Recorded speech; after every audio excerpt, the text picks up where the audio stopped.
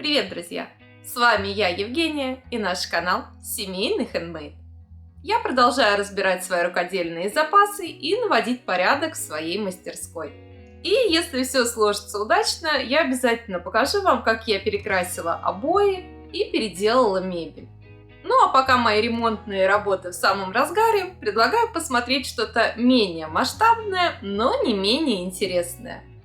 В прошлых видео я показала вам, как можно сделать очень красивые корзины для хранения чего угодно своими руками из доступных материалов.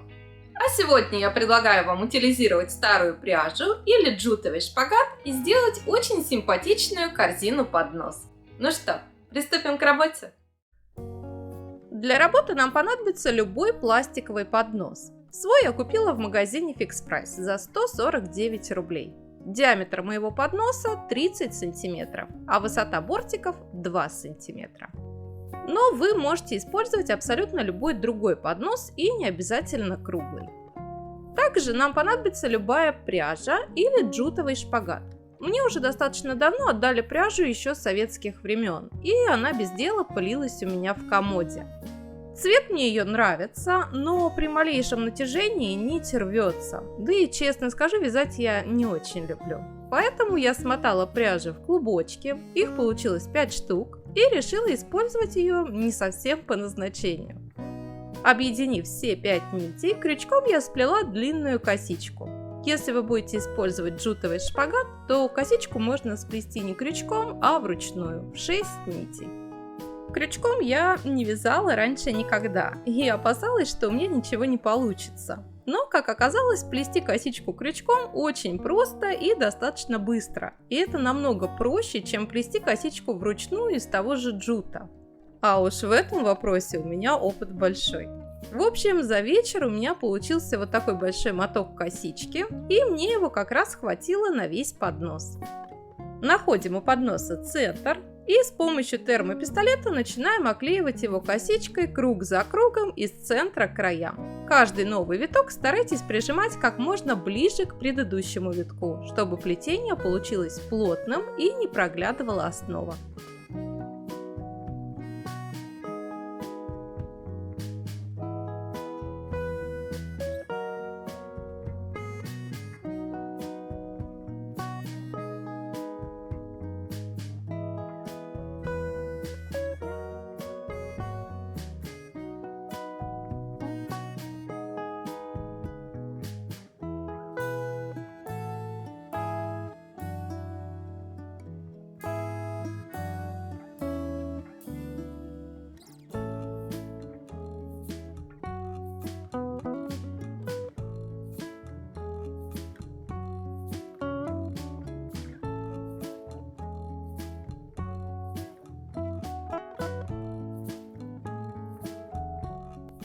То ли центр моего подноса был не в центре, то ли я неравномерно натягивала косичку, но в итоге с одной стороны подноса у меня осталось расстояние до бортика больше, чем с другой стороны.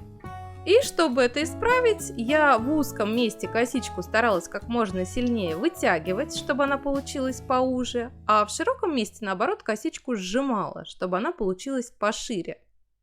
К чему я это озвучила? Во-первых, перепроверьте линейкой расположение центра своего подноса. А во-вторых, старайтесь приклеивать косичку с одинаковым натяжением. Так у вас получится все ровно и аккуратно. Дальше оклеиваем косичкой бортики подноса. Сначала с внутренней стороны. Доходим до края и последний виток косички делаем немного выступающим.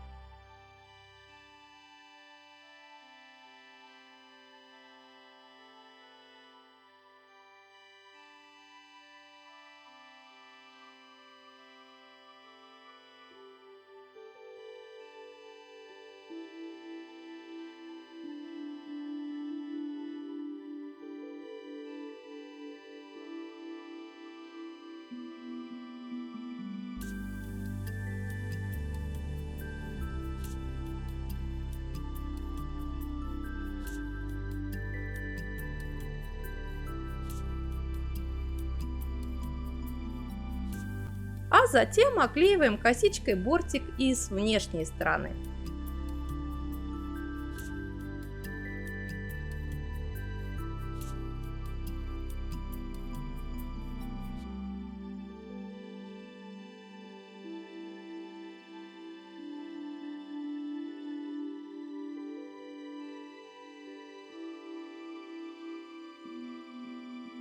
Опускаемся к донышку и оклеиваем его виток за витком от внешнего края к центру.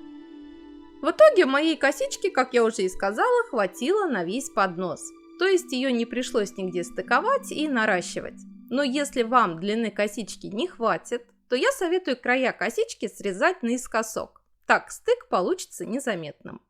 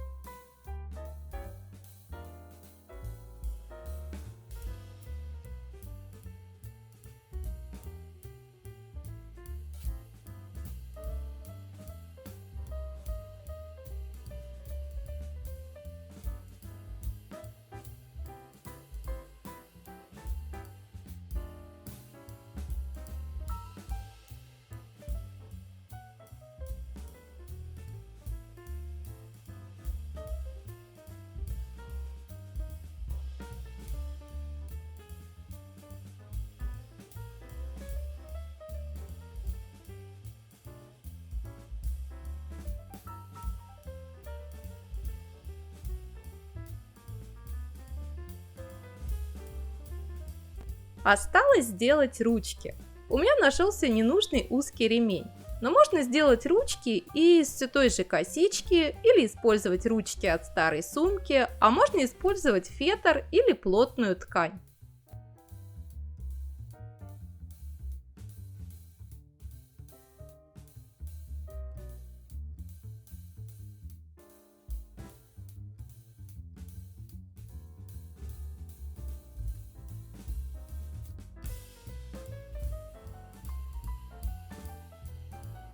Ручки я приклеила с помощью термопистолета. И здесь самое главное — разместить их ровно друг напротив друга.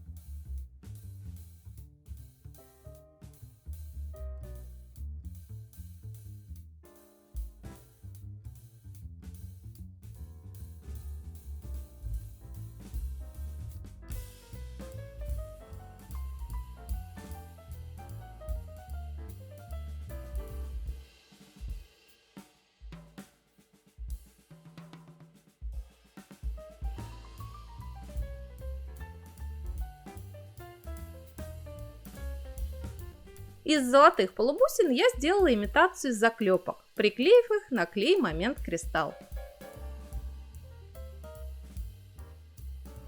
Наш поднос готов, и осталось найти для него подходящее местечко. Конечно, на кухне такой поднос я бы использовать не стала, все-таки постирать его не получится. А вот в коридоре или в комнате ему самое место. В него хорошо складывать какие-то вещи на временное хранение, например, ключи от машины или телефон, а может быть очки или кошелек. Я же планирую хранить на таком подносе все, что мне необходимо для съемки: камеру, зарядку и пауэрбанк. Надеюсь, это видео оказалось вам полезным, и вы нашли для себя что-то новое и интересное. И если это так, то лучшей наградой для меня станут ваши лайки и комментарии. Ну и, конечно же, ваша подписка на мой канал. А на этом у меня на сегодня все. Я желаю вам всем всего самого доброго и берегите себя. До скорой встречи. Пока-пока.